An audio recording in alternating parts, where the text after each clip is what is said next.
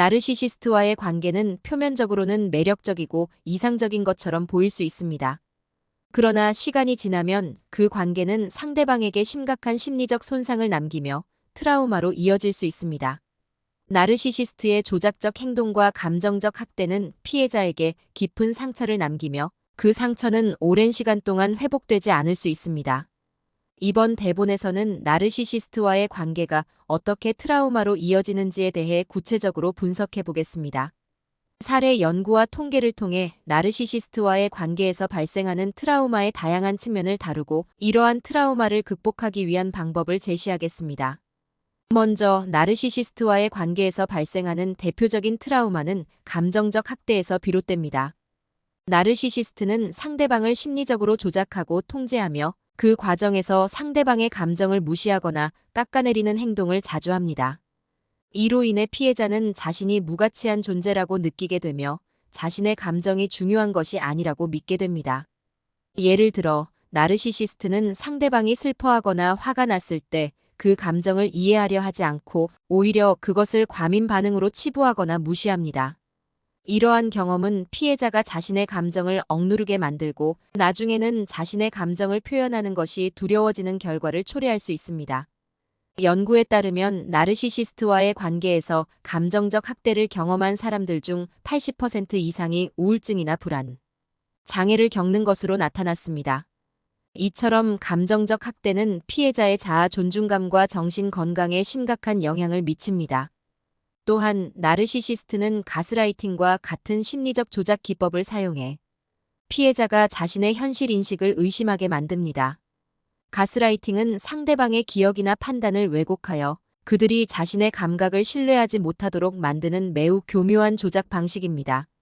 예를 들어 나르시시스트는 자신이 한 말을 부정하거나 상대방이 잘못된 기억을 가지고 있다고 주장하면서 피해자를 혼란스럽게 만듭니다. 이러한 행동은 피해자가 자신의 기억과 판단에 대해 끊임없이 의심하게 만들며 결국 나르시시스트의 말에 의존하게 만드는 결과를 낳습니다.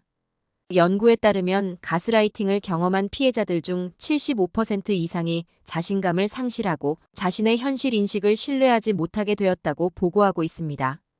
이는 피해자에게 깊은 정신적 트라우마를 남기며 그들의 일상생활에까지 영향을 미칩니다. 나르시시스트와의 관계에서 또 다른 심각한 문제는 사회적 고립입니다. 나르시시스트는 종종 피해자를 고립시키기 위해 외부와의 관계를 차단하려 합니다. 그들은 피해자가 친구나 가족과의 관계를 유지하는 것을 방해하거나 그들과의 관계를 비난함으로써 피해자를 자신에게만 의존하게 만듭니다.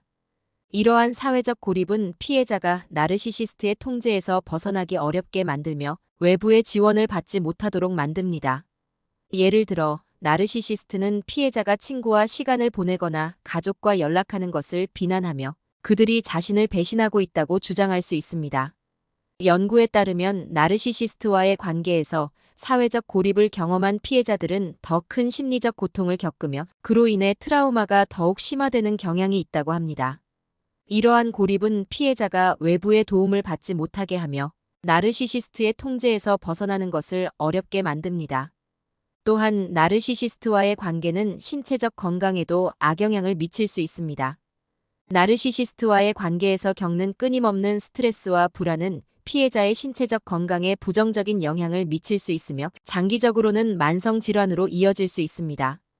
연구에 따르면 나르시시스트와의 관계에서 겪는 심리적 스트레스는 피해자의 면역 체계를 약화시키고 심혈관 질환, 소화 문제, 수면 장애 등 다양한 신체적 문제를 유발할 수 있다고 합니다.